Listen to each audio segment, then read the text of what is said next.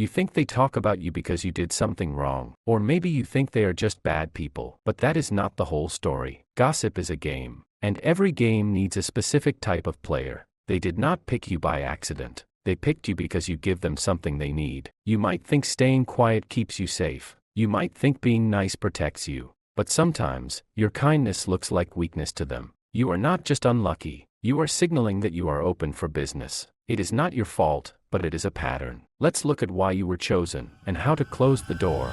First, the reaction reward. Think about why people gossip. They are bored. They feel small. They want to feel something exciting. When they talk about you, they are fishing. They cast a line into the water. They are waiting to see if you bite. Most people who get gossiped about make one big mistake. They react. You hear a rumor about yourself. It hurts. It makes you angry. So you go to the person. You defend yourself. You cry. Or maybe you yell. You think you are setting the record straight. But to the gossiper, you just gave them a gift. You showed them that they have power over you. They pushed a button, and you jumped. This is the reward. If you did not react, the game would be boring. If you did not care, they would feel silly. But because you are upset, they know it works. You become their favorite source of entertainment. The more you try to fix it, the more fuel you throw on the fire. You are not stopping the gossip. You are paying them for their work.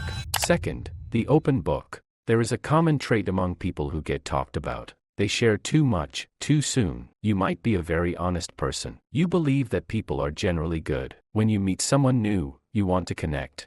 So you tell them things. You talk about your struggles. You talk about your family problems. You talk about your fears. You think this builds trust. You think this makes you close. But to a gossiper, this is not connection. This is gathering ammunition. Information is a weapon. When you give your secrets to someone you barely know, you are handing them a loaded gun. You hope they won't shoot, but you have given them the option. Real trust takes time to build. It takes months, sometimes years. But easy targets rush this process. They feel lonely. They want a friend right now. So they open the door to their house before checking who is standing outside. Once the information is out, you cannot take it back. It belongs to them now, and they will use it when they need attention from others. Third, the nice person trap. Being nice is often a trap. We are taught to be polite. We are taught to smile. We are taught not to cause trouble. But there is a difference between being kind and being nice. Kindness has a backbone. Niceness is often just fear. If you are an easy target,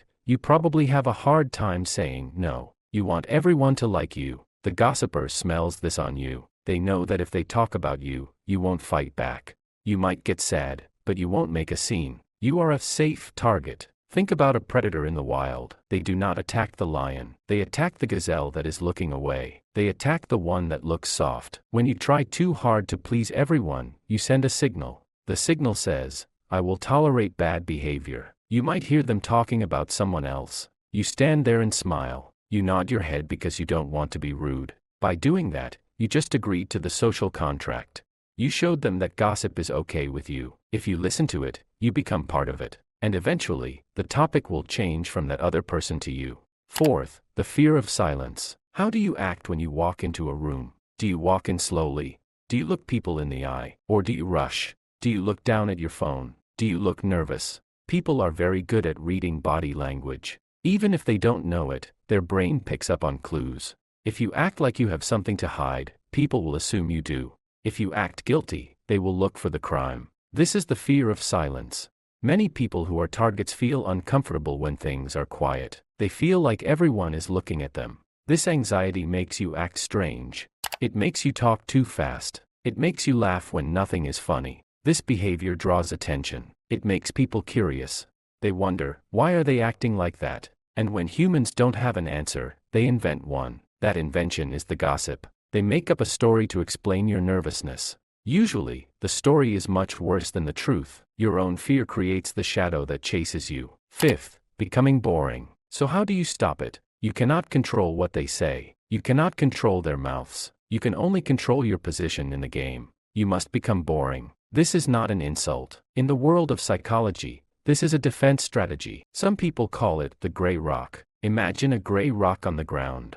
It does not move. It does not shine. It has no emotion. No one picks it up. No one talks about it. When someone tries to provoke you, be the rock. Give them short answers. Okay, I see. That is interesting.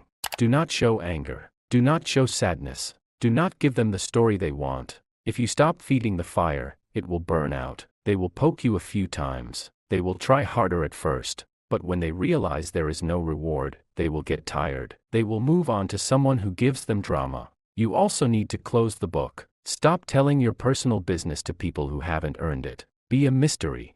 It is hard to gossip about a mystery. When people don't know anything about you, they have nothing to work with. They might call you quiet. They might call you aloof. But that is better than being their target. Peace is better than popularity. Protect your peace. Let them talk to the air. You have better things to do. Sixth, the memory factor. Here is something most people do not realize. Gossipers have long memories. They remember everything you told them.